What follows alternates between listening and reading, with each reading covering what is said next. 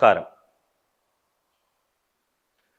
ഒരുപാട് പേർ കേട്ടുകാണും മാതൃശാപം, പിതൃശാപം, മാതൃക്ലേശം, പിതൃക്ലേശം. ജാതകം കൊണ്ട് കാണിക്കുന്നു പിതൃദോഷമുണ്ടല്ലോ, അപ്പം തന്നെ പകുതി കാറ്റ് പോയി. ഇതെന്താണ് ഒരു പിടിയില്ല. അതിന് ഏതെങ്കിലും ഒരു സ്ഥലത്ത് ഒരു പൂജ കഴിച്ചാൽ എല്ലാ മാതൃദോഷവും പിതൃദോഷവും നീങ്ങുമെങ്കിൽ ജനിച്ചപ്പോൾ ആ ഒരു ക്രിയ കഴിച്ചു കഴിഞ്ഞാൽ പിന്നെ 70 വർഷത്തേക്ക് ആ ഒരു ദോഷം ഉണ്ടാവില്ലല്ലോ. ഈ പറയുന്നത് ദയവ് ചെയ്ത് നല്ല രീതിക്ക് എടുക്കണം. അതിനുള്ള ക്രിയ ഇല്ല എന്നുള്ളതല്ല ഇവിടെ പറയുന്നത്. ആ ക്രിയയിൽ മാത്രം ഒതുങ്ങി നിൽക്കുന്ന ഒന്നല്ല എന്നുള്ളതാണ് ഇവിടുത്തെ വസ്തുത. പ്രായശ്ചിത്ത രൂപേണ തീർച്ചയായിട്ടും നമുക്ക് കർമാനുഷ്ഠാനം ആവശ്യമാണ്. കർമ്മത്തിലൂടെ തന്നെ മനസ്സിനെ ചലിപ്പിച്ച് പ്രായശ്ചിത്ത രൂപേണ തീർച്ചയായിട്ടും ക്രിയകളുണ്ട്. പക്ഷേ ഇവിടെ നാം ചിന്തിക്കുന്ന വസ്തുത, ഇല്ലെങ്കിൽ ചിന്തിക്കേണ്ട വസ്തുത, ഇന്ന് അച്ഛനമ്മമാരെ നാം എങ്ങനെയാണ് നോക്കുന്നത്, നോക്കിക്കാണുന്നത്, അവരെ എങ്ങനെ റെസ്പെക്റ്റ് ചെയ്യുന്നു എന്നുള്ള ഒരു വസ്തുത. ഇവിടെ പ്രസിദ്ധമായ ഒരു കഥ ഓർമ്മ വരുന്നുണ്ട്. ഏവർക്കും അറിയാം, ഗണപതി മാമ്പഴം അടിച്ചു മാറ്റിയ കഥയാണ്. അതായത് നാരദൻ ഒരു മാമ്പഴത്തെ കൊണ്ടുവരുന്നു, ശിവപാർവതിയുടെ മുമ്പിൽ വെക്കുന്നു, പറയുന്നു ഈ ലോകം മുഴുവനും ചുറ്റി വരുന്ന ആൾക്ക് ഈ മാമ്പഴം കൊടുക്കാം എന്നുള്ളത്. സുബ്രഹ്മണ്യൻ അപ്പോൾ തന്നെ മയിലിൽ ലോകം ചുറ്റുവാനായിട്ട് ഇറങ്ങുകയാണ്. ഗണപതി അച്ഛനമ്മമാരെ പ്രദക്ഷിണം ചെയ്തു വന്നു, മാമ്പഴം കൈക്കലാക്കി. ഇത് ഏവർക്കും അറിയാം.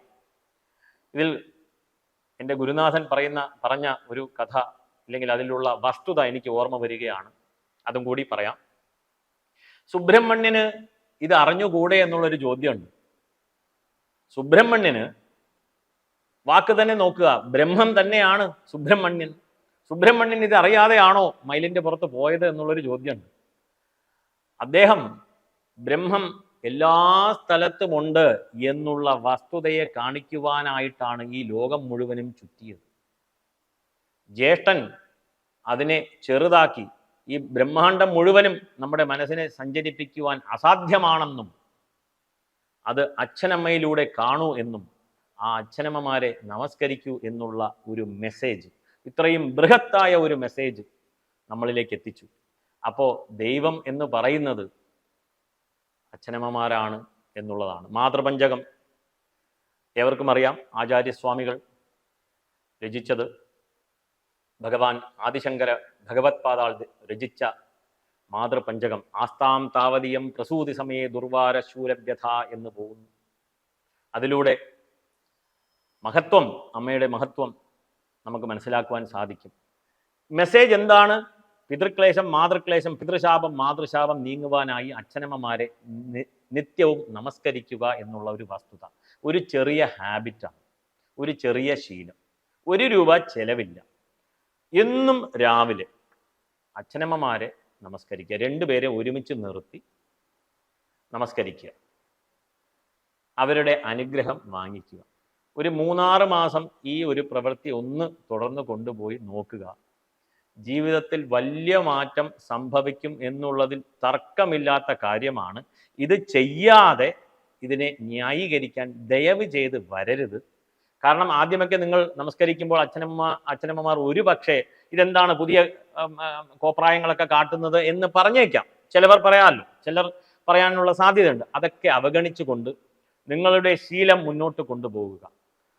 1 ആഴ്ച കഴിഞ്ഞു, 2 ആഴ്ച കഴിയുന്നു, 3 ആഴ്ച കഴിയുന്നു, ഇവൻ എന്തായാലും നമസ്കരിച്ചിട്ടേ പോകുള്ളൂ എന്നുള്ള ചിന്ത വരുന്നു. നമ്മുടെ മകനാണ്, അനുഗ്രഹിക്കണം എന്നുള്ള തോന്നൽ വരുന്നു.